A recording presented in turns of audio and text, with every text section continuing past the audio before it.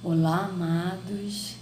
Hoje é um lindo dia que o nosso Salvador nos deu, né? Dia 2 de abril de 2019. E hoje eu gostaria de fazer um vídeo, né, falando sobre dízimo. E o título o título do vídeo é Malaquias 3:10, o dízimo e o Novo Testamento. Mas hoje eu não vou fazer um vídeo em cima de Eli Soriano. Hoje vai ser um vídeo sobre Augusto Nicodemos, que ele é reverendo da igreja presbiteriana.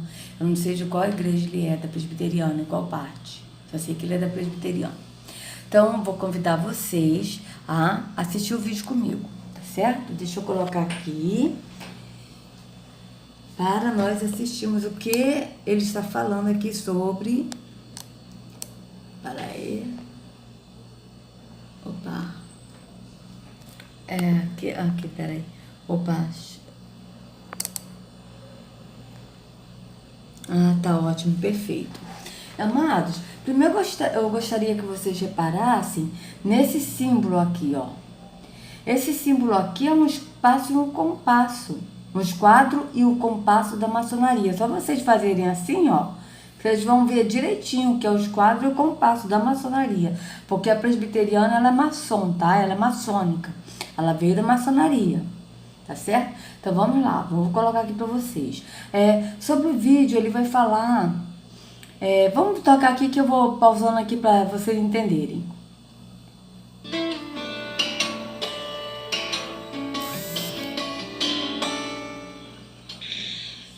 Muito bem, vamos continuar. Próximo questionamento do povo com relação a Deus, e aqui entramos na questão dos dízimos e das ofertas. Aqui, a partir do verso 7 até o 12, nós temos mais uma resposta cínica do povo à declaração de Deus de que eles estavam roubando a Deus. Eles vinham cultuar a Deus, mas o culto a Deus não era agradável por causa da omissão nos dízimos e nas ofertas. E era mais uma daquelas desobediências com relação ao culto que causava o desagrado de Deus. Era mais uma quebra da aliança. Aí, a partir do verso 17. No verso 7, Deus faz um apelo através de Malaquias. E esse apelo começa com uma queixa da parte de Deus. Essa queixa é da desobediência constante da nação de Israel. Verso 7. Desde os dias de vossos pais, vos desviastes dos meus estatutos e não os guardastes. Então, veja só. Deus chega para o povo e diz: vocês sempre foram desobedientes. Vocês são iguais. Amado, ele disse que Deus chega para o povo e diz: vocês sempre foram desobedientes. Vocês são iguais, só que Malaquias, ele não está falando para o povo. Ele está falando para os sacerdotes, ou seja, ele tirou a parte do sacerdote e colocou como se fosse desobediência do povo, tá? E nós vamos ler Malaquias para vocês verem de que se trata o livro de Malaquias. Então vamos continuar. Deixa eu voltar aqui só uns segundinhos aqui para dar continuidade aqui ao que ele está falando. Desde os dias de vossos pais vos desviastes dos meus estatutos e não os guardastes. Então, veja só. Deus chega para o povo e diz: vocês sempre foram desobedientes. Vocês são iguais aos pais de vocês. O que Deus está dizendo aqui? Deus está querendo que o povo lembrasse a história deles. Como foi a história de Israel no deserto? Como foi a história de Israel no deserto?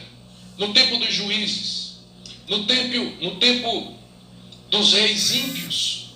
A história de Israel era uma história marcada pela desobediência. 40 anos no deserto, tentaram a Deus, provocaram a Deus, insultaram a Deus, quiseram voltar atrás, fizeram ídolos, fizeram um bezerro de ouro, provocaram a Deus, mesmo que Deus fizesse chover pão do céu todo dia, Deus fizesse sair água da rocha, Deus abriu o mar vermelho, milagre após milagre, e o povo tentando a Deus, um povo desobediente que não queria guardar a lei de Deus. Aí vieram os juízes de Israel, uma época em que cada um fazia o que achava bom aos seus próprios olhos. Presta atenção, amados, ele disse aqui que o povo não queria guardar a lei de Deus. Só que a gente tem que entender o seguinte, aqui ele está falando, é lógico que Yahweh agiu através de Yahushua, né, mandando maná. Isso aí foi realmente Yahweh, porque Yahweh, ele sempre amou o povo, tá? Ele não é um Deus destruidor, pelo contrário, Yahweh é o verdadeiro Deus, é o Deus de amor, é o Deus da compaixão. Esse é o Deus, ele é luz, ele não há trevas.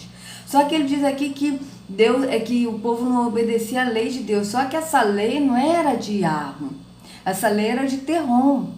O que Yahweh deu, Yahushua, porque Yahushua que falava no Antigo Testamento, quando Yahushua, ele falou para Moisés disse que ele não sabia falar, e aí Yahushua ele disse, como é que eu vou falar para esse povo? Ele disse, diga que eu sou te enviou. E ele disse, João 8, para os religiosos, ele disse, antes que Abraão existisse, eu sou. Então vocês vejam que Yahushua que estava falando com Moisés. Só que Yahushua, como estava falando com Moisés, quando o povo começou adorou o bezerro de ouro no deserto, Yahushua se afastou. E aí que veio Terrom e enganou o povo, enganou Moisés. Tá certo? Então a lei, quem deu foi Terrom, não foi Yahushua. Yahushua deu os 10 mandamentos. Os 10 mandamentos estavam resumidos em amar a Yahweh de todo o teu coração, ou seja, de todo o entendimento, de todo o seu ser, e amar ao próximo como a ti mesmo. Só que esse mandamento estava, não dirás falso testemunho, não falarás contra teu irmão, como é que é, não matarás, não roubarás, não adulterarás, honra teu pai e tua mãe. Então isso aí está resumido no amor ao próximo, tá certo? Só que quando Moisés ele foi, isso está em Êxodo, que ele foi falar com o Senhor depois que o povo adorou o bezerro de ouro, e que ele foi falar com Deus, e Deus estava nas trevas. Está escrito isso lá, vocês podem ler em Êxodo 20. A partir daí vocês vão ver que Moisés ele foi falar com Deus, e Deus estava nas trevas. Então, e aí Terrom deu as leis, né, os 10 mandamentos, né, porque aí ele se passou por Yahweh e deu os 10 mandamentos e deu as leis. Só que a lei do dízimo faz parte de Terrom, não faz parte de Yahweh. Então aqui ele está falando que o povo tem que cumprir a lei, ou seja, sendo que Yahushua aboliu a lei. Ele morreu no madeiro e aboliu a lei, tá certo? Então ele está botando aí outra coisa, ele está botando o povo como que o povo fosse errado por não dar o dízimo, sendo quem estava roubando o dízimo na lei era os sacerdotes, tá certo? Não era o povo, mas o sacerdote. A gente vai ler Malaquias para vocês verem. Vamos continuar. Quando tinha um juiz temente a Deus, a nação se chegava a Deus. Se levantava um juiz que não era temente a Deus, iam para os outros deuses, adoravam Astarote, Baal, Renfame, Ucom, todos aqueles deuses, Dagon, rei dos filisteus. Deus mandava um povo, castigava os israelitas, eles se arrependiam, clamavam a Deus, Deus perdoava, começava tudo de novo. Era uma história marcada por relapso, altos e baixos, inconstância, desobediência. Aquilo está no coração do povo. Por isso Deus diz aqui, desde a época, como é que ele diz? Desde os dias de vossos pais, vos desviastes dos meus estatutos e não os guardastes. Vocês sempre foram desobedientes.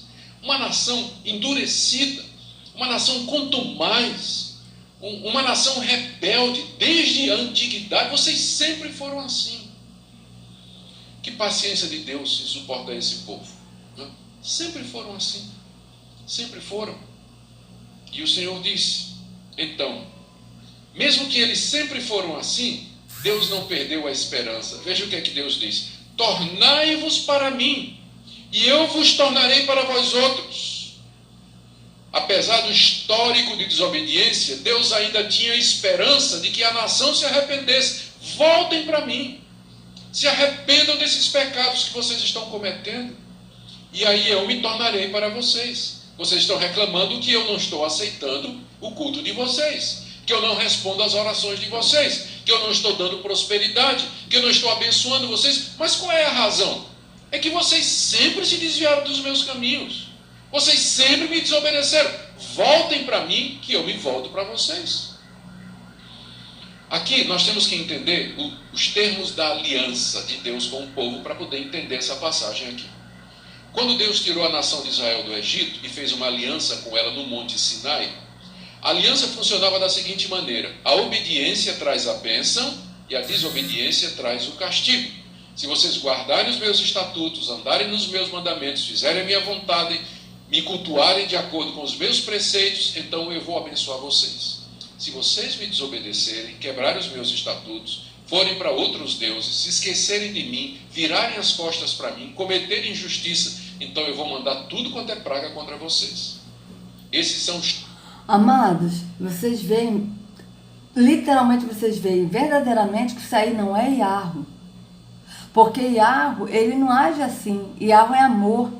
Ele não pode ter, como ele mesmo disse, não pode ter uma fonte que jorra água doce e água amarga. Não pode ter uma língua que fala bênção e maldição, ou é bênção e maldição. Iarro, ele é bênção, Iarro é amor, Iarro é compaixão, Iarro é luz e nele não há treva nenhuma. Iarro ama o povo. Iarro, ele deu o filho dele para que todo aquele que nele crê não pereça, mas tenha a vida eterna por amor a nós. Ele deu o filho dele, e o filho dele por amor a nós, ele se deu também para o sacrifício. Então você vê que esse aqui de condição, olha, se você for fiel, eu vou te abençoar. Se você não for fiel, eu vou te amaldiçoar. Isso não é Iarro. Pode ter certeza, isso não é Iarro. O Augusto Nicodemos, ele serve a Terrom.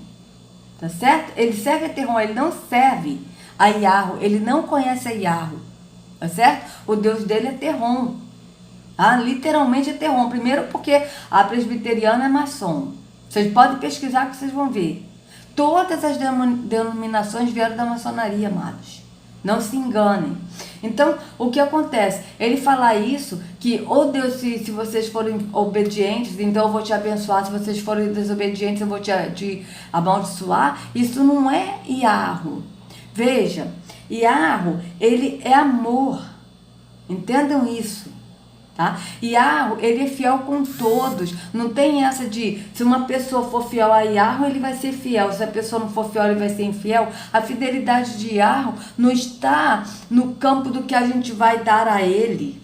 Até porque nós não precisamos dar nada a ele. Ele não pediu nada para a gente em troca em relação a ele. A fidelidade dele está em nos dar a vida, o fôlego de vida, o ar para respirar, né, que é o fôlego de vida, sol, a chuva, entendeu? A gente pode plantar, mas quem é que vai fazer crescer e fazer um alimento, uma árvore, fazer crescer uma árvore é quem? É Iarro. Por quê? Porque a fidelidade dele, ele é fiel com todos, com justo e com injusto. A fidelidade dele é com todos. Esse Deus que ele está falando não é Iarro. Não é, amados. Pode ter certeza disso. Vamos continuar. Os termos da aliança. Eu sou o Deus de vocês, vocês são o meu povo. A obediência traz a bênção, a desobediência traz o castigo. Então, na aliança, nos termos da aliança, Deus então pode fazer esse tipo de declaração. Se vocês se voltarem para mim, eu me voltarei para vocês. Se vocês me buscarem, vocês vão me encontrar. Se vocês se arrependerem, eu perdoo vocês. Mas eu quero de vocês essa atitude de arrependimento e de mudança, em vez de vocês ficarem reclamando por que é que eu não atendo vocês. Eu não atendo vocês por isso. Então, se cheguem para mim e eu me chego para vocês. Deus, então, graciosamente oferece a eles a oportunidade do arrependimento e da mudança. Mas qual foi a reação do povo no final do verso 7? Mas vós dizeis, em que havemos de tornar para ti, Deus? Por quê? Em quê? O que nós estamos fazendo errado? Me arrepender de quê? Não estou fazendo nada errado. Você vê que não muda, né? Hoje em dia é a mesma coisa. Você chega para a pessoa e diz, olha, você precisa mudar, precisa voltar para Deus, precisa se arrepender. Eu? Como assim? Me arrepender de quê? Tem gente pior do que eu? Amados, repare que o voltar para Deus que ele fala é no sentido de voltar para um tempo físico, onde o Altíssimo não habita. Não é voltar no sentido de andar em Yahushua. Vocês vão ver aqui que ele vai falar sobre isso, de estar na igreja, tá certo? E não ser a igreja. O problema é esse, é estar. Tem que estar na igreja, tem que sustentar a obra de Deus na igreja. Vocês vão ver isso aqui. Não estão fazendo nada errado. Todo mundo faz isso. Tornar em quê? Veja a dureza do coração daquele povo. Eles retrucam de forma cínica. O pecado havia cegado seus olhos. Eles eram insensíveis e mesmo assim vinham cultuar a Deus. Todo sábado eles estavam lá no templo para oferecer sacrifícios a Deus. Deus responde então a pergunta deles com uma outra pergunta e resposta no verso 8. Presta atenção, amado. Ele disse que o povo todo sábado estava lá no templo para cultuar. Veja, Yahweh, ele nunca esteve num templo. E nem Yahusha. O Yahusha, ele falava, era no pátio do templo, não era num templo. Tá? Ele disse que o povo sempre ficava indo cultuar a Deus no templo, tá certo? Mas só que Yahweh não habita em templos feitos por mãos humanas, ele nunca habitou. Deixa eu ver aqui, amados, eu estou querendo ver aqui se eu consigo uma foto do templo. Deixa eu ver aqui, quer ver só uma coisa? Foto do templo de Salomão da Bíblia. Vou botar assim porque senão vai vir o templo de... Só para vocês terem uma ideia. Vamos ver aqui se aqui tem. Porque tem assim uma maquete. Meu pai, cadê? 43 imagens do templo de Salomão. Templo de Salomão, não. Meu pai. História Bíblia. Vamos ver aqui se aqui tem alguma foto.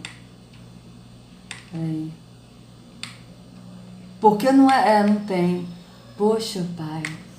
Cadê? Deixa eu ver aqui.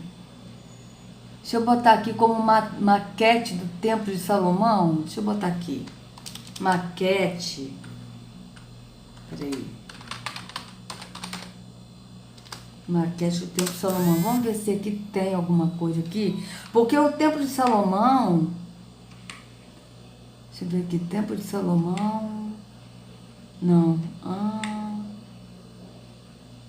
Peraí, deixa eu ver aqui se aqui tem alguma coisa, amados. Peraí. 6 de julho de 2015, domingo, o Instituto do Templo apreendido. Aqui, tipo assim, presta atenção. Aqui era o templo onde ficavam os sacerdotes. E aqui era o pátio.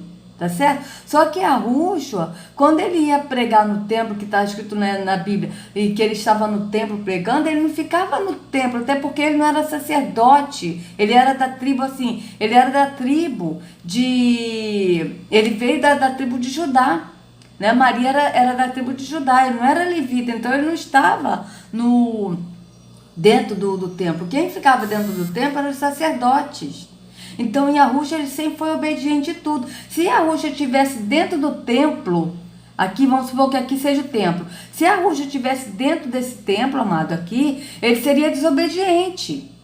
Ele estava aqui, do lado de fora, ó. Entendeu? Porque o templo era enorme. E os cambistas ficavam do lado de fora, no pátio do templo, vendendo os animais para que o povo pudesse pedir perdão pelos pecados, porque ele ainda estava na lei. E aí que ele pegou e derrubou as mesas dos cambistas e disse: não façais da casa de meu pai comércio. Por que que Yahushua disse isso? Justamente porque eles estavam fazendo do templo que somos nós, tá certo? Como comércio, como até hoje eles fazem. Cobrando dízimo e oferta, isso é comércio. Comércio de nós não, de quem está no templo, porque eu não vou mais dar templo, eu sou o templo, né? Então nós que somos o templo, nós não vivemos mais nesse erro, né? Nesse engano. Então vamos lá, eu acho que deu para vocês entenderem um pouco, né? Esse aqui é outro vídeo depois que eu vou gravar, tá, amados? Sobre dízimo também. Então vamos continuar. Então vocês entendam isso, que o povo ele estava assim no templo, mas o templo não era de Arro, o templo era de Terom. Sempre foi. Como eu já li para vocês em 2 Crônicas 6, que o próprio Salomão disse: o Senhor me disse que habitaria nas trevas. Para isto eu fiz este templo para a sua eterna habitação. Então o templo é de quem? De Terom, não é de Arro. Nós somos o templo. E Arro habita naquele que crê que é o templo. Vamos continuar. Porque eles perguntaram, o senhor quer que a gente torne em quê? Que a gente se arrependa de quê? Deus responde com uma pergunta no verso 8. Roubará o homem a Deus? Será que o homem pode roubar a Deus? Aí Deus responde, todavia vós me roubais e ainda dizeis, em que te roubamos? Resposta, nos dízimos e nas ofertas. Isso. O sacerdote, o profeta estava falando para os sacerdotes, não era para o povo. Tá? Era para os sacerdotes, porque o sacerdote que estava roubando. Tudo bem que o povo estava dando menos também, porque como o povo viu que o sacerdote não estava cumprindo com a lei, estava roubando também, então o povo resolveu não dar. Mas isso aí, está falando de Malaquias, essa parte aí, ele está falando para o sacerdote, não é para o povo. Ele está botando a culpa como se fosse para o povo, para trazer cargo para o povo dar o dízimo e a oferta. Vai vendo. O povo estava roubando a Deus nos dízimos e nas ofertas. Em que sentido? A palavra roubar aqui significa... Ó, viu? Ele não está dizendo que é o sacerdote, ele está dizendo que o povo estava roubando. Então agora aqui ele vai explicar o que é o sentido do roubar, desse roubar. Veja. Se eu só voltar aqui só uns segundinhos aqui, para vocês verem. Que te roubamos? Resposta, nos dízimos e nas ofertas. O povo estava roubando a Deus nos dízimos e nas ofertas. Em que sentido? A palavra roubar aqui significa literalmente tirar pela força, no hebraico. Era uma apropriação indébita violenta. Era mais do que furto. Tem uma diferença de furto, latrocínio e roubo, né? Tem uma diferença. Aqui é o termo mais pesado. Eles estavam mesmo que tomando a parte que era de Deus, com violência. E por que Deus diz que isso é roubo? Porque na lei do culto, no Antigo Testamento, havia determinação de que o israelita devia trazer como oferta para Deus 10% de tudo que ele tinha. 10% do rebanho, 10% da colheita, 10% do dinheiro da sua propriedade, os dízimos de tudo que ele possuía. O israelita devia trazer. Isso fazia... Preste atenção, amado. Ele aqui já transferiu o dízimo para a oferta, para botar na cabeça do povo, que no final do vídeo vocês vão ver que ele vai falar que, na verdade, a oferta é dízimo, tá? Só que ele aqui, ele está dizendo o seguinte, que era 10% de tudo, de alimento, de dinheiro, de tudo. Só que o dízimo não era dinheiro. Dízimo era alimento. Era a 10ª parte, tá? Que realmente eu pesquisei e eu vi que a 10ª parte é a mesma coisa de 10%, porque é um décimo do todo. Você divide em 10 partes e tira uma, tá certo? Então isso aí, 10% e a 10ª parte é a mesma coisa. Pelo que eu pesquisei, eu entendi que é a mesma coisa.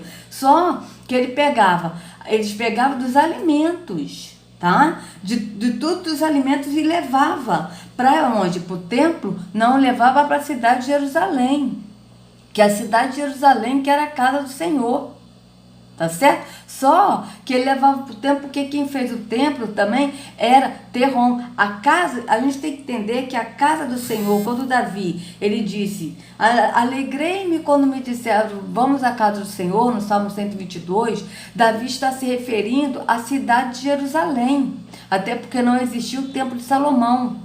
Então, ali era a casa do Senhor, tá certo? Só que o Salomão fez o templo em Jerusalém, que é também casa do Senhor. Só que a casa do Senhor de Arro, a casa de Arro era a cidade de Jerusalém. E a casa de Terrom era o templo de Salomão. Tá certo? É isso que a pessoa tem que entender. Então ele aqui está dando a entender que dízimo e oferta, que dízimo também é dinheiro. Veja, eu vou voltar aqui um pouquinho para vocês verem o que ele está falando, para vocês não perderem, para a gente não perder o raciocínio. Vamos continuar. Deus diz que isso é roubo, porque na lei do culto no Antigo Testamento havia determinação de que o israelita devia trazer como oferta para Deus 10% de tudo que ele tinha. 10% do rebanho, 10% da colheita, 10% do dinheiro da sua propriedade, os dízimos de tudo que ele possuía. O israelita devia trazer. Isso fazia parte do culto do Antigo Testamento. Da mesma maneira que eles estavam oferecendo pão imundo, animal coxo, animal dilacerado, eles não estavam trazendo o dízimo todo. Eles estavam trazendo uma parte estavam trazendo dízimo nenhum. Eles não estavam cooperando, trazendo as ofertas para o sustento do povo de Deus. O dízimo era determinado para o sustento dos levitas. Nós já falamos aqui que eles eram a tribo que se dedicava exclusivamente ao serviço de Deus. Eles tinham que ser sustentados, eles não trabalhavam a não ser no templo. Então o sustento deles vinha desse dízimo que era trazido por todo o israelita para a casa de Deus. O povo... E aí vocês reparem, amados, que os sacerdotes, eles trabalhavam no templo. O templo era de Terrom, porque Terrom que habita nas trevas, o templo é de trevas. Então vocês vejam que os sacerdotes são das trevas. Porque Yahushua, os anjos, quando vinha uma palavra de Yahweh da parte dos anjos, eles nunca vieram falar para os sacerdotes, reparem. Eles falavam para os profetas, que também eram da tribo de Levi, tá certo? E os profetas transmitiam a mensagem, tanto para os sacerdotes quanto para o povo. Vocês reparem que quando os filhos de Eli, Ofni, acho que é Ofni e Finéias, eles estavam roubando os dízimos, porque eles estavam pegando a parte do dízimo, né? E estavam ficando para eles. E aí, acho que é uma coisa assim, depois vocês pesquisem sobre os filhos de Eli, a história dos filhos de Eli. Deixa eu ver aqui se eu acho aqui, os filhos do profeta Eli. Deixa eu ver aqui. Vamos procurar aqui, amado, só para eu saber aqui onde é que está escrito, que aí a gente pode ler isso, veja. Aqui eu estava pesquisando que é 10%, porque eu estava vendo que é 10%, que é a 10ª parte. Aí eu vi que é a mesma coisa. Deixa eu ver aqui. O que os filhos do profeta Eli da Bíblia fizeram contra o Senhor. Vou botar assim, para ver se a gente acha aqui, para vocês terem uma ideia, tá? Cadê filhos de Eli? Maldade de filho de Eli da Bíblia. Deixa eu ver aqui. Vamos ver se esse aqui dá. 1 Samuel 2. Vamos procurar aqui 1 Samuel 2. Cadê? 1 Samuel 2. Deixa eu botar aqui, porque aí é melhor não, desse aqui, porque esse aqui é a letra maior, amados, que eu tô com problema, né? 1 Samuel 2. Vamos ver aqui o que 2. Aí, vamos ver aqui, porque começa do 12. Começa do verso 12, que eu vi ali, né? Para não alongar muito, mas depois vocês leem tudo, tá, amados? Que é importante a gente estar lendo mesmo. Aqui, ó. Os filhos de Eli eram ímpios, não se importavam com o Senhor, nem cumpriam os deveres de sacerdote, ou seja, ele não se importava com qual Senhor? Com Terrom, porque Terrom é que era o do templo. Não é Yahweh. Yahweh, ele participava. A casa de Yahweh é a cidade de Jerusalém e hoje nós somos a casa de Yahweh, tá certo? Então aqui os filhos de Eli eram ímpios, não se importavam com o Senhor, nem cumpriam os deveres de sacerdote para com o povo. Sempre que alguém oferecia um sacrifício, o auxiliar do sacerdote vinha com um garfo de 3 dentes. Olha isso, um garfo de 3 dentes. E enquanto a carne estava cozinhando, ele enfiava o garfo na panela, ou travessa, ou caldeirão, ou caçarola, e o sacerdote pegava para si o que vinha no garfo. Assim faziam com todos os israelitas que iam a Siló. Mas antes mesmo de queimarem a gordura, vinha o auxiliar do sacerdote e dizia ao homem que estava oferecendo o sacrifício: dê um pedaço desta carne para o sacerdote assar. Ele não aceitará de você carne cozida, somente crua. Se o homem lhe dissesse: deixe a primeira gordura se queimar e então pegue o que quiser, o auxiliar respondia: não, entregue a carne agora, senão eu a tomarei à força. Olha isso. O pecado desses jovens era muito grande à vista do Senhor, pois eles estavam tratando com desprezo a oferta do Senhor. Samuel, contudo, ainda menino, ministrava perante o Senhor, vestindo uma túnica de linho. Aqui Samuel era profeta. Vocês vejam que o Senhor, ou seja, Yahushua, da parte de Yahweh, né? Ou então os anjos da parte de Yahweh, eles não falavam com os sacerdotes, eles falavam com o profeta. E o profeta que vinha transmitir a mensagem para os sacerdotes, para o povo. Veja, aqui ó, Samuel, contudo, ainda menino, ministrava perante o Senhor, vestido uma túnica de linho. Aqui já Samuel era da parte de Yahweh, tá? Todos os anos sua mãe fazia uma pequena túnica e a levava para ele, quando subia Siló com o marido para oferecer o sacrifício anual, porque até a mãe de Samuel também era enganada, oferecia sacrifício anual, mas oferecia terrom, porque Iarro nunca pediu sacrifício nenhum. Tá certo? Isso está escrito na escritura. Iarro nunca pediu sacrifício nenhum de ninguém. Vocês podem pesquisar. Pesquisa assim. Deus nunca pediu sacrifício, que vocês vão ver que está escrito na escritura. Veja. Eli abençoava Eucana e sua mulher. Eucana e sua mulher eram os pais de Samuel. O Senhor dê a vocês filhos desta mulher no lugar daquele por quem ela pediu e dedicou ao Senhor. Então voltaram para casa. O Senhor foi bondoso com Ana. Ela engravidou e deu à luz 3 filhos e 2 filhas. Enquanto isso, o menino Samuel crescia na presença do Senhor. Eli, já bem idoso, ficou sabendo de tudo que seus filhos faziam a todo Israel e que eles se deitavam com as mulheres que serviam na entrada da tenda do encontro. Por isso lhe perguntou: por que vocês fazem estas coisas? De todo o povo ouço a respeito do mal que vocês fazem. Não, meus filhos, não é bom o que escuto se espalhando entre o povo do Senhor. Se um homem pecar contra outro homem, os juízes poderão intervir em seu favor. Mas se pecar contra o Senhor, quem intercederá por ele? Seus filhos, contudo, não deram atenção à repreensão de seu pai, pois o Senhor queria matá-los. Quem é esse Senhor que queria matar os filhos de Eli? Terrom, porque Iarro não mata. Iarro não tem prazer na morte do justo e nem na morte de ninguém. Isso está escrito Isso está escrito em Ezequiel 18, do verso 23 ao 32. Vocês podem abrir lá e ver que Iarro não tem prazer na morte de ninguém. Tá? E Ezequiel 33 também está escrito. Vocês podem pesquisar que vocês vão ver. E o menino Samuel continuava a crescer, sendo cada vez mais estimado pelo Senhor e pelo povo.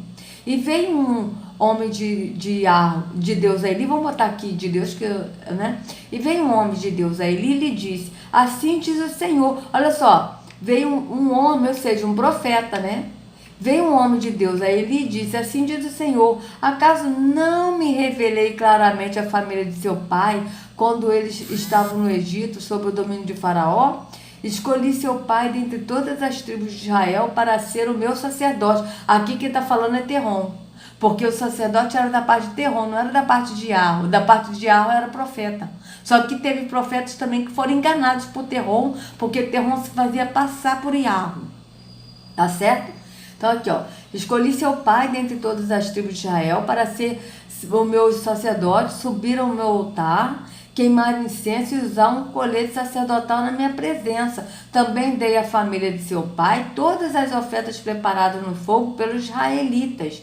Por que vocês zombam do meu sacrifício e de minha oferta que determinei para a minha habitação? Por que você honra seus filhos mais do que a mim, deixando-os engordar com as melhores partes de todas as ofertas feitas pelo meu povo Israel? Aqui, ó, determinei para a minha habitação. Quem está falando aqui? Porque determinou que o templo, que é a habitação das trevas, que é a habitação de Terrom. Veja, portanto, o Senhor, o Deus de Israel, declara: prometi a sua família e a linhagem de seu pai que ministrariam diante de mim para sempre. Mas agora o Senhor declara: longe de mim tal coisa. Honrarei aqueles que me honram, mas aqueles que me desprezam serão tratados com desprezo. Isso aqui é quem, amados? É Terrom. E Terrom, ele se fazia se passar tanto por Iarro, que ele também só usava os profetas, enganando os profetas para poder falar para os sacerdotes. Ele não falava assim diretamente, só teve, com Salomão ele falou, que Salomão disse: o Senhor me apareceu e me disse. 2 vezes apareceu o Senhor para Salomão, mas quando você vê o Deus que apareceu para Salomão, você vai ver que é Terrom, o Deus das trevas. Você lê claramente o que está dizendo: o Deus das trevas, o Deus que habita nas trevas, e Iarro é luz e nele não há trevas nenhuma. Então vamos lá. Aqui: é chegada a hora em que eliminarei a sua força e a força da família de seu pai, e não haverá mais nenhum idoso na sua família. Olha isso, olha que a maldição que Terrom está falando. E você verá a aflição da minha habitação. Embora Israel prospere na sua família, ninguém alcançará a idade avançada. E todo descendente seu que eu não eliminar de seu altar, será poupado, apenas para lhe consumir os olhos com lágrimas e para lhe entristecer o coração de todos os seus descendentes. Morrerão no vigor da vida. Olha isso, amados. E o que acontecer com os 2 filhos, Ofni e Finéias, será um sinal para você. Os 2 morrerão no mesmo dia.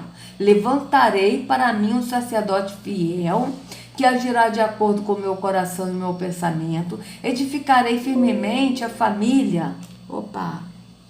Edificarei firmemente a família dele, e ele ministrará sempre perante o meu ungido. Então todo o que restar de sua família virá e se prostrará perante ele, para obter uma moeda de prata e um pedaço de pão, e lhe imporará o que ponha em alguma função sacerdotal, para que ter o que comer. Veja bem, amados, aqui ele está falando sobre...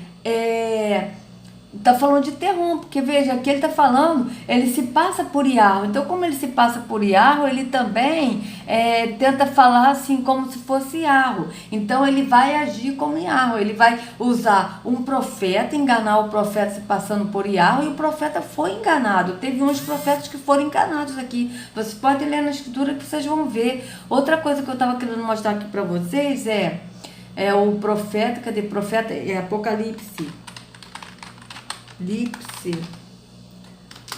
Sobre o profeta. Os profetas. Vamos ver aqui. Vamos ver aqui. Deixa eu ver se é esse aqui.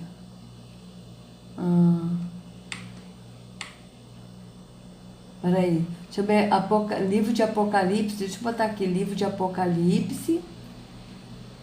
Versículos de profeta. Peraí, porque eu tô querendo mostrar aqui uma coisa de Apocalipse, versículos sobre profetas. Vamos botar aqui, ó. Sobre profetas. Porque tem um aqui que eu esqueci. Acho que é Apocalipse 22. Oh, meu pai, cadê? Deixa eu ver aqui.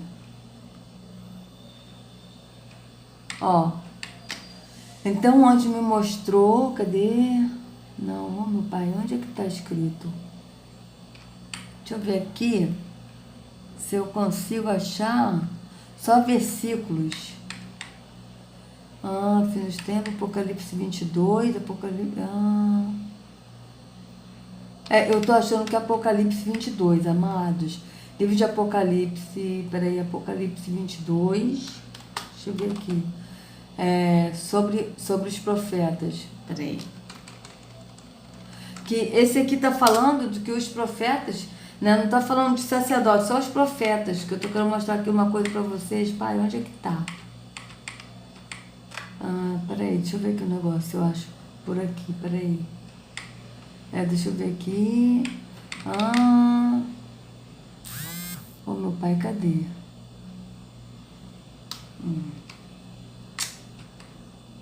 Peraí. Tá lá. Acho que tá no finalzinho mesmo, amados. Oh, meu pai, porque eu esqueci. Eu ando muito esquecida.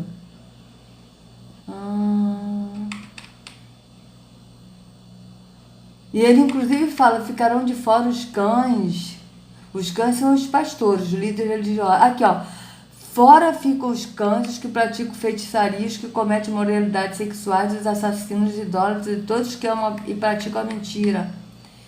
Eu, Yahushua, enviei o meu anjo para dar a vocês testemunho concernentes.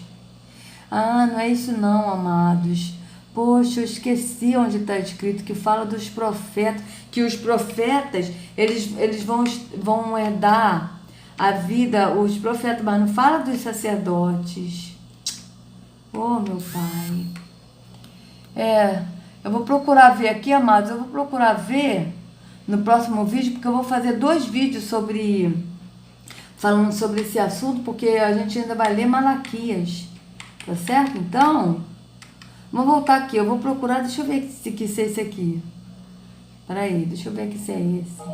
Não, isso aqui é... Eu sou Mário. Não. Olha, eu vou fazer o seguinte, eu vou procurar onde está escrito em Apocalipse, porque é em Apocalipse que está escrito isso. E aí eu vou falar no próximo vídeo para vocês, para não alongar muito aqui, tá certo? Deixa eu ver aqui onde é que nós estamos aqui. Espera aí, deixa eu aqui só tirar esses anúncios chatos, né?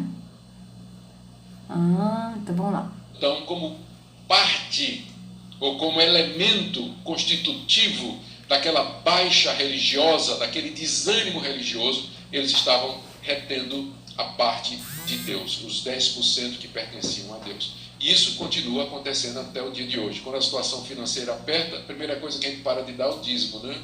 A oferta diminui, o dízimo diminui, a gente está apertado, aí corta na parte de Deus. Igual aquele menino que a mãe deu 2 moedas e disse, vai para a igreja e leva essas 2 moedas. Essa moeda aqui de R$1, você vai comprar um picolé. E a outra é uma oferta para Deus. O menino foi correndo, tropeçou, aí uma das moedas, caiu no bueiro. Ele disse, sim, lá foi a moeda de Deus. Vocês reparam que ele sempre fala, vai para a igreja. Ele nunca fala, seja a igreja. Ele sempre fala, vai para a igreja. Sempre a moeda de Deus que vai primeiro, né? A do picolé ficou com ele. É sempre assim. Então, era o que estava acontecendo, né? E Deus dizendo, vocês precisam se arrepender disso. E o povo cinicamente perguntando, e Deus dizendo, vocês estão me roubando. Por causa, eu entendo, da situação financeira, do desânimo geral, estavam deixando Deus em segundo lugar, para não falar da avareza, da incredulidade e do egoísmo. É por isso que a nação estava sendo amaldiçoada. Verso 9, com maldição sois amaldiçoados, porque a mim me roubais, vós a nação toda. Os dízimos faziam parte da aliança de Deus com Israel, fazia parte das leis cerimoniais relacionadas com o culto. Então, o problema aqui não era o dízimo, o problema era a desobediência. Eles não estavam cumprindo aquilo que Deus exigia na aliança. Fazia parte do culto. E eles não estavam fazendo isso. E por isso Deus os estava amaldiçoando. E aqui está a razão pela qual eles não estavam prosperando. E depois estavam reclamando de Deus. Deus, o ímpio prospera. O injusto está enricando. E nós só sofrendo. E a resposta de Deus é que vocês estão me roubando. Vocês são tão injustos quanto eles. Vocês são tão ímpios quanto eles, porque vocês estão me desobedecendo também. A única diferença é que vocês vêm para a igreja, mas no coração vocês são iguais aos ímpios e desobedecem do mesmo jeito. Reparem que ele sempre fala, vocês vêm para a igreja, mas ele nunca fala, vocês são a igreja. Não, o intuito é ir para a igreja para sustentar a obra de Deus que não existe. Vocês vão ver, porque a obra de Deus não é essa, certo? A diferença é que os ímpios domingo de manhã estão na praia e vocês domingo de manhã estão aqui. Mas é a mesma coisa. A atitude é a mesma. Não tem diferença nenhuma. É o ateísmo cristão, né? Prático. Porque o ateísmo cristão é você dizer que Deus existe, mas vive como se ele não existisse. Aqui, amado, ele está dando um entender de que a pessoa não está obedecendo a Deus, segundo ele, porque a pessoa não está sendo fiel no dízimo e na oferta. Mas ele não fala de uma vida transformada, de uma vida mudada no caráter de Yahushua, tá certo? De andar no espírito, no entendimento do espírito. Não, aqui na visão dele, a pessoa tem que ser fiel a Deus, indo na igreja e entregando o dízimo e oferta. Se a pessoa entregar o dízimo e oferta, for fiel no dízimo e na oferta, então está tudo certo, a pessoa está obedecendo a Deus e está cumprindo com a lei de Deus, sendo que a lei de Deus é de Terrom, porque os mandamentos são de Yahweh e as leis são de Terrom, tá certo? Vai vendo. Então, é isso aí. Vocês são amaldiçoados por conta disso, diz o Senhor dos Exércitos. E aí então ele determina, no verso 10, o que é que ele quer dizer com isso? Tornem para mim. Trazei todos os dízimos à casa do tesouro, para que haja mantimento na minha casa, e provai-me nisto, diz o Senhor dos Exércitos, se eu não vos abrir as janelas do céu e não derramar sobre vós bênçãos sem medida. Deus então determina que eles tragam todos os dízimos. A tradução aqui pode ser, no hebraico, o dízimo todo, que eu acho que é a melhor tradução. Não, embora tenha vários tipos de dízimos, mas eu acho que o contexto aqui favorece a tradução, tragam o dízimo todo. Porque no contexto nós estamos vendo, o povo estava trazendo parte do que era devido a Deus, estava trazendo o que sobrava.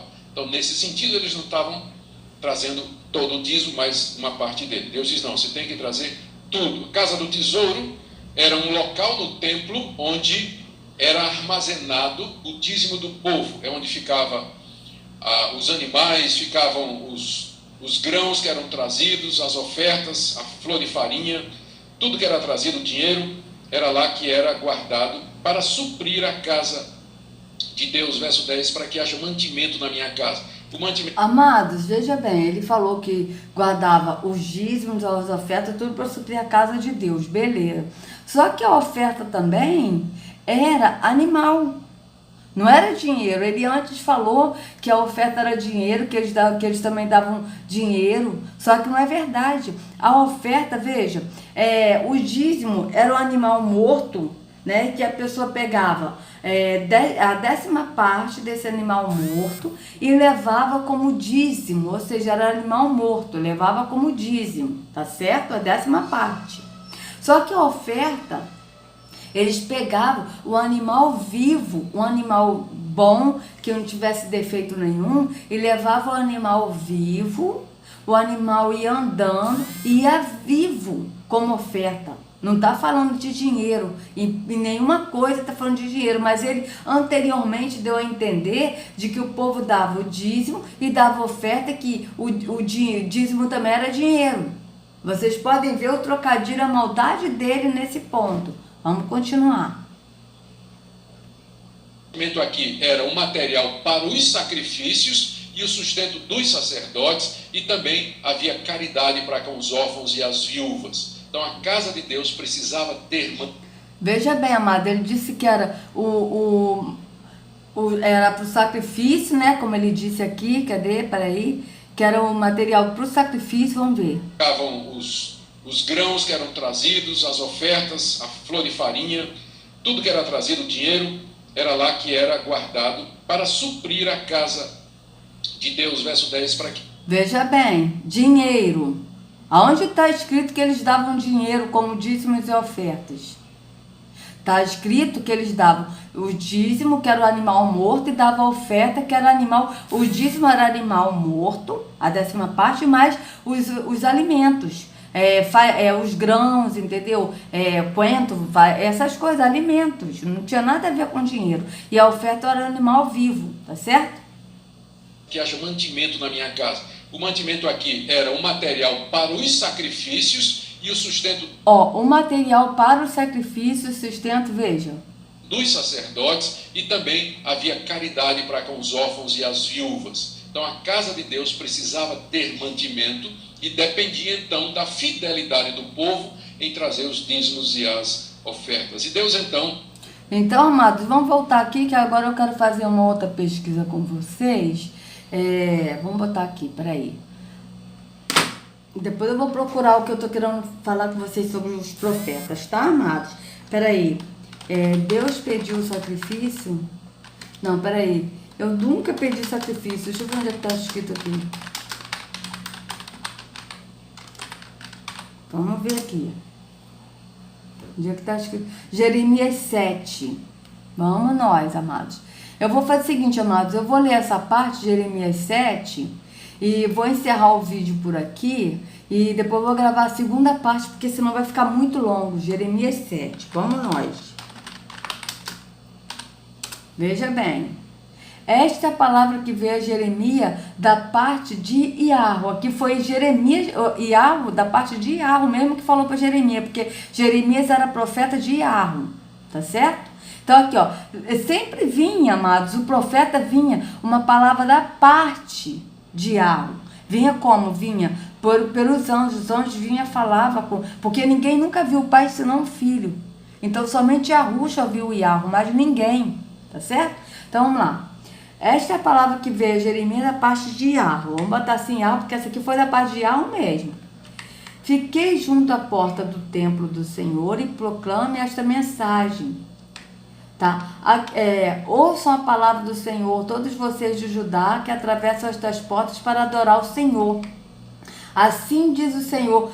Aqui, ó, assim diz o Senhor dos Exércitos. Não, peraí, agora isso aqui que tá porque o Senhor dos Exércitos já é Terrom, tá certo? O Deus de Israel. Aqui o Senhor dos Exércitos é Deus de guerra, Yahweh não é Deus de guerra. O Deus de Israel, corrijam a sua conduta e as suas ações, eu os farei habitar neste lugar.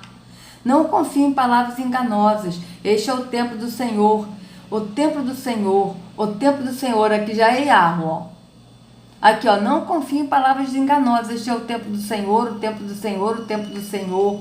Mas se vocês realmente corrigem a sua conduta e as suas ações e de fato tratarem uns aos outros com justiça, se não oprimir o estrangeiro, o órfão e a viúva e não derramarem sangue inocente neste lugar, e se vocês não seguirem outros deuses para a sua própria ruína, então eu os farei habitar neste lugar, na terra que deu aos seus antepassados desde a antiguidade para sempre. Mas vejam, vocês confiam em palavras enganosas e inúteis.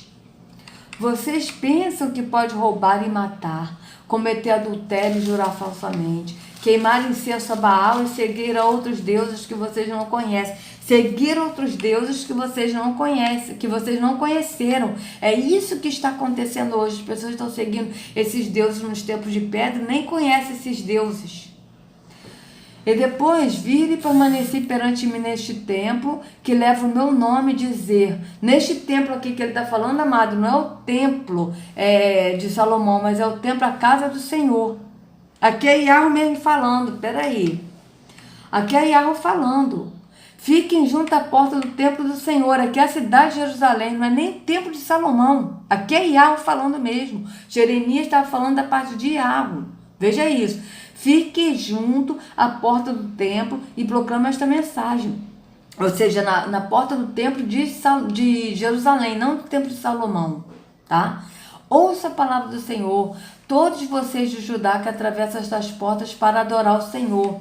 Assim diz o Senhor dos Exércitos, Deus de Israel, corrija a sua conduta. Agora aqui diz o Senhor dos Exércitos, isso aqui pode ser alguma tradução para enganar. Porque Yahweh não é Senhor dos Exércitos, ele não é Senhor das guerras. Senhor das guerras é Terrom. Tá? Corrija a sua conduta, as suas ações, eu os farei habitar neste lugar. Não confie em palavras enganosas. Este é o templo do Senhor, o templo do Senhor, o templo do Senhor. Mas se vocês realmente corrigem a sua conduta e as suas ações e, de fato, tratarem uns aos outros com justiça, se não oprimirem o estrangeiro, o órfão e a viúva e não derramarem sangue inocente neste lugar, e se vocês não seguirem outros deuses para a sua própria ruína, então eu os farei habitar neste lugar, na terra que deu aos seus antepassados, desde a antiguidade para sempre. Mas vejam, vocês confiam em palavras enganosas e inúteis. Vocês pensam que podem roubar e matar, cometer adultério e jurar falsamente, queimar incenso a Baal e seguir outros deuses que vocês não conheceram. E depois vir e permanecer perante mim neste templo, que leva o meu nome, e dizer, neste templo, qual o templo? O templo de Jerusalém, porque Jerusalém, na verdade, é Yarushalaim. Tem o nome Yarushalaim, tem o nome de Yahweh, Yarushalaim. É o nome da cidade de Jerusalém, não é Jerusalém, tá? Então aqui, depois vir e permanecer perante mim neste templo, que leva o meu nome, dizer. Por isso que nós que somos o templo de Yahweh, levamos o nome dele. Porque nós somos o templo dele hoje. E não o templo de pedra, que é onde ele nunca habitou. Estamos seguros para continuar com estas práticas repugnantes? Esse templo que leva o meu nome, ou seja, a cidade de Jerusalém, que leva o meu nome, tornou-se para vocês um covil de ladrões? Cuidado, eu mesmo estou vendo isso, declara o Senhor. Portanto, vão agora a Siló, o meu lugar de adoração, onde primeiro fiz uma habitação em honra ao meu nome, e vejam o que eu lhes fiz por causa da impiedade de Israel, meu povo. Mas agora, visto que vocês fizeram todas essas coisas, diz o Senhor, apesar de eu lhes ter falado repetidas vezes e vocês não me terem dado atenção, de eu lhes ter chamado e vocês não me terem respondido, eu farei a este templo que leva o meu nome, no qual vocês confiam, o lugar de adoração que dei a vocês e aos seus antepassados. o mesmo que fiz a Siló. Expulsarei vocês da minha presença, como fiz com todos os seus compatriotas, o povo de Efraim. Mas a vocês, Jeremias, não ore por este povo, nem faça súplicas ou pedido em favor dele, nem interceda por ele junto a mim, pois eu não ouvirei. Não vê o que estão fazendo na cidade de Judá e nas ruas de Jerusalém? Ou seja, na rua de Iarochalaém? Os filhos ajuntaram a lenha, os pais acendem o fogo, e as mulheres preparam a massa e fazem bolos para a rainha dos céus. Além disso, derramam ofertas a outros deuses para provocarem a minha ira. Mas será que é a mim que eles estão provocando? Pergunta o Senhor. Não é assim mesmo? Para a sua vergonha? Para a sua própria vergonha? Portanto, assim diz o soberano Senhor: a minha ardente ira será derramada sobre este lugar, sobre os homens, os animais e as árvores do campo, como também sobre o produto do solo. Ela arderá como fogo, não poderá ser extinguida. Assim diz o Senhor dos Exércitos. Aqui já é Terrom falando, porque Terrom também se fazia passar por Iarro, porque aqui, ó, isso aqui não é Iarro, ó. Portanto, assim diz o soberano Senhor: a minha ardente ira será derramada sobre este lugar. Iarro, ele não é iracundo, ele é amor, tá certo? Então aqui, ó, cadê? Sobre os homens, os animais e as árvores do campo, como também sobre o produto do solo. Ela arderá como fogo e não poderá ser extinguida. Assim diz o Senhor dos Exércitos. O Senhor dos Exércitos é Terrom, o Deus de Israel. Juntem seus holocaustos aos outros sacrifícios e comam a carne vocês mesmos. Quando tirei do Egito os seus antepassados, nada lhes falei, nem lhes ordenei quanto ao holocausto e sacrifício. Aqui já é Terrom, aqui já é Iarro. Desculpa, aqui já é Iarro. Aqui é Terrom. Assim diz o Senhor dos Exércitos, o Deus de Israel: juntem os seus holocaustos aos outros sacrifícios e comam a carne de vocês mesmos. Agora aqui já é Iarro, ó. Quando tirei do Egito os seus antepassados, nada lhes falei, nem lhes ordenei quanto ao holocausto e sacrifícios. Dele, entretanto, esta ordem: obedeçam-me, e eu serei o seu Deus, e vocês serão o meu povo. Vocês andarão em todo o meu caminho que eu lhes ordenar, para que tudo lhes vá bem. Mas eles não me deram ouvido, Mas eles não me ouviram, nem me deram atenção. Antes seguiram o raciocínio rebelde dos seus corações maus. Andaram para trás e não para frente. Desde a época em que os seus antepassados saíram do Egito até o dia de hoje, eu lhes enviei os meus servos, os profetas, dia após dia. Enviou quem? Os profetas. Mas eles não me ouviram, nem me deram atenção. Antes tornaram-se obstinados e foram piores do que os antepassados deles. Quando vocês lhes disser tudo isso, eles não escutarão. Quando vocês os chamar, não responderão. Portanto, diga a eles: esta é uma nação que não obedeceu ao Senhor, ao seu Deus, nem aceitou a correção. A verdade foi destruída e desapareceu dos seus lábios. Cortem os seus cabelos consagrados e joguem-os fora. Lamente-se sobre os montes estéreis, pois o Senhor rejeitou e abandonou esta geração que provocou a sua ira. E os de Judá fizeram o que eu reprovo, declara o Senhor: profanaram o templo que leva o meu nome, colocando nele as imagens dos seus ídolos. Olha isso, aqui, profanaram o templo que leva o meu nome, é que está falando da cidade de Jerusalém, colocando nele as imagens dos seus ídolos. Ou seja, Iarro, ele se afastou do povo, não porque Iarro deixou de amar, porque Iarro, ele é amor, mas porque o povo escolheu seguir outros deuses. E Iarro, ele não é um Deus assim que ele obriga a pessoa a fazer alguma coisa. Se a pessoa não quer, ele se afasta. É simples. Então vamos lá, aqui ó: construíram altos de Tofete no vale de Ben-Hinom para queimarem sacrifício dos seus filhos e as suas filhas, coisa que nunca ordenei, que jamais me veio à mente. Por isso, certamente vem os dias, declara o Senhor, em que não mais clamarão este lugar, Tofete ou vale de Ben-Hinom, mas vale de Matance, pois ali enterrarão cadáveres até que não haja mais lugar. Então os cadáveres deste povo servirão de comida para as aves e para os animais, e não haverá quem os afugente. Darei fim às vozes de júbilo e de alegria, às vozes do noivo e da noiva das cidades de Judá e nas ruas de Iarochalaém, pois esta terra se tornará um deserto. Mas por que Iarro está falando isso? Porque eles escolheram seguir a Terrom. E Yahweh nunca pediu sacrifício nenhum. De ninguém. Nunca pediu. Tá certo? Então aqui, ó. Cadê? Tem outro aqui, amados. Peraí. Deus abomina o sacrifício e holocausto. Não, peraí. Amados, eu vou fazer o seguinte, tá? Eu tava querendo ver aqui outro capítulo que diz que Yahweh nunca pediu sacrifícios, tá certo? Eu vou procurar aqui para continuar e vou dar uma pausa e vou voltar de novo dando a continuidade desse vídeo, tá certo? Então até daqui a pouco. Um abraço, fique na paz, até daqui a pouco.